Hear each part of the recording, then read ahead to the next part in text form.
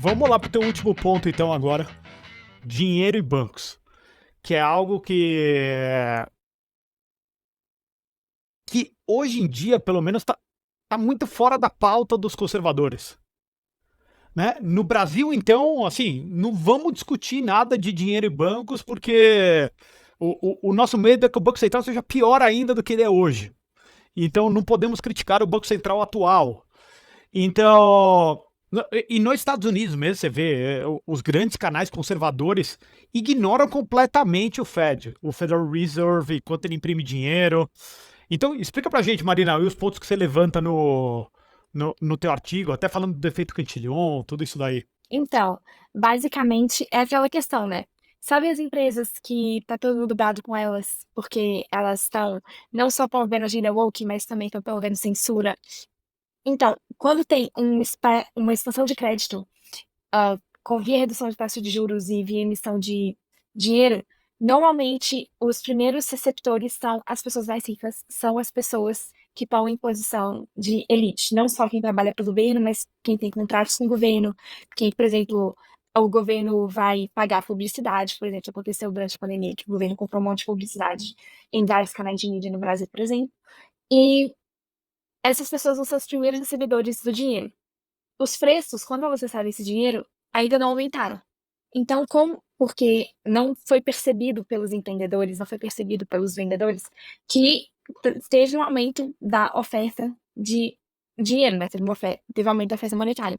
Então, elas vão ter, na prática, um poder de compra maior em comparação com as pessoas que, durante a cadeia, que, sei lá, a pessoa, ela trabalha num veículo de mídia ou numa empresa que contrata o governo, ela recebe esse dinheiro, e aí ela paga uma funcionária que trabalha na casa dela, por exemplo. Até o dinheiro chegar nos últimos receptores, nas pessoas que não têm, que estão muito distantes dessa cadeia do Fed, para as pessoas com mais dinheiro e para as outras pessoas da sociedade, os preços já aumentaram, porque o pessoal já percebeu que a oferta, né, de dinheiro aumentou. Então, essa é uma questão que os conservadores têm que prestar atenção e que eles têm que ver que várias empresas que eles estão reclamando são sempre as mais beneficiárias desse efeito que chama de Cantillon por causa do economista que cunhou o termo, que descobriu isso pra gente, né, que mostrou como que isso acontece na economia. E, além disso, é uma preocupação, né, que eles estão tendo agora com a questão dessa desigualdade entre as elites e a população. Uma parte dessa desigualdade, não desigualdade do jeito que a esquerda fala, né, que é todo mundo igual na palmeira, ela vem da questão dos efeitos Cantillões e do Federal Reserve mesmo. Não, e sem dúvida, para empurrar esse novo dinheiro, essa oferta de novo dinheiro criado, em geral o que a gente tem são taxas de juro artificialmente baixas. E na hora que a gente tem essas taxas de juros artificialmente baixas, então a gente não só tem os primeiros recebedores, então a gente já gera uma transferência de renda dos últimos recebedores para os primeiros recebedores. Em geral, como a Marina está falando, os primeiros recebedores vão ser as pessoas mais conectadas à impressão do dinheiro, né? E os tipos de ativos que vão ser mais afetados por isso também são os ativos que as pessoas com mais recursos têm e não os ativos que as pessoas mais pobres têm. Então, a inflação monetária, que é a impressão de dinheiro, sempre transfere recursos dos pobres para os ricos. É algo que invariavelmente ocorre. Né? E é uma relação mecânica. A gente pode fazer um episódio um dia desse aí. É uma questão mecânica, não é algo metafísico que pode vir a acontecer ou não vir a acontecer. Não, Acontece sempre. acontece sempre. Não, não, e é uma relação mecânica mesmo. Tem mais dinheiro, ok? O cara que recebeu primeiro e tal, não tem muito o que acontecer. E essa história de abaixar a taxa de juros e a taxa de juros ser artificialmente baixa, ela direciona não só para investimentos errados, como a gente conversou no começo, ele gera uma tendência das pessoas, dos indivíduos, a Serem imediatistas. serem imediatistas, buscarem o hoje, buscarem o consumo hoje e não economizar esse dinheiro, poupar esse dinheiro para consumir amanhã, para criar algo para amanhã. Então, essa que também é uma crítica super válida dos conservadores para a sociedade atual. Eu acho que eles atiram para o lugar errado. Eles falam, isso é problema do capitalismo, isso é problema do livre mercado. E não, esse consumerismo exagerado, ele é fomentado pelo Estado o tempo inteiro. Exatamente. A inflação, eu até li um artigo acadêmico de outro fellow lá do Mises para fazer, que foi o Jeffrey Degner, que ele fez um artigo sobre inflação e formação de família.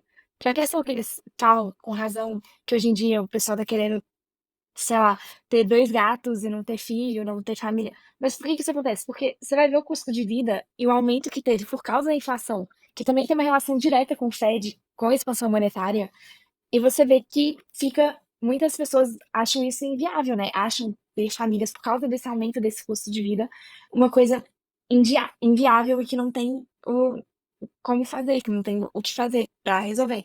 E também promove, né, o que o pessoal chama, né, de comportamentos de alta preferência temporal.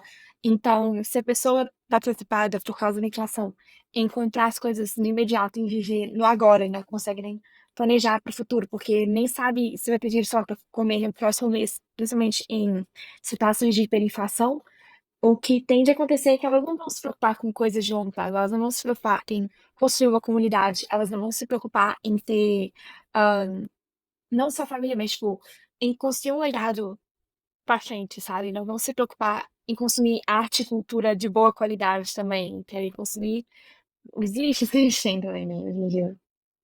O efêmero se torna muito mais atrativo do que o duradouro, né? Então a criação das famílias é afetada, a criação dos bons costumes é afetado. Então todos esses padrões conservadores são afetados pela impressão de dinheiro. Então acho que depois que a gente teve a briga dos paleoconservadores com os paleolibertários, eu acho que muitos, muitos libertários, não todos, porque eu acho que grande parte do movimento libertário é um movimento libertino, entre aspas, né? Então, mas parte do o movimento libertário, aquele que está enraizado na propriedade privada, né? Esse movimento libertário, eu diria que a gente assumiu as críticas dos conservadores, que era, vocês têm que se preocupar com a cultura. E essas são preocupações reais, porque elas afetam o dia de todos nós. Mas eu acho que muitos conservadores ainda não entenderam a nossa crítica, que é vamos entender um pouco melhor da economia.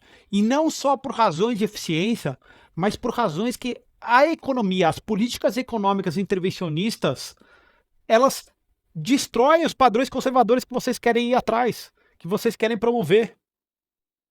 Exatamente. As coisas têm incentivos. Eu não sou 100% do teoria que todo mundo funciona só 100% por incentivos. Eu também gosto muito da teoria do Rothbard de mudança social, que também a ideologia tem um papel importante. Só que esses incentivos importam para as questões culturais, para as questões da sociedade, e esses incentivos, querendo ou não, vêm da economia, né? Então, é uma questão que é importante os 2 lados se entenderem. É até uma coisa que eu falo para os libertários também, que muitas vezes essa questão de ser um movimento, entre aspas, libertino, ser um movimento que às vezes fala: "Não vou me posicionar sobre coisas culturais, porque se eu me posicionar sobre coisas culturais, eles vão achar que eu quero que porque eu acho coisa X ruim, eu quero que X logo seja proibido e vão me chamar de libertário falso", ou outras coisas assim.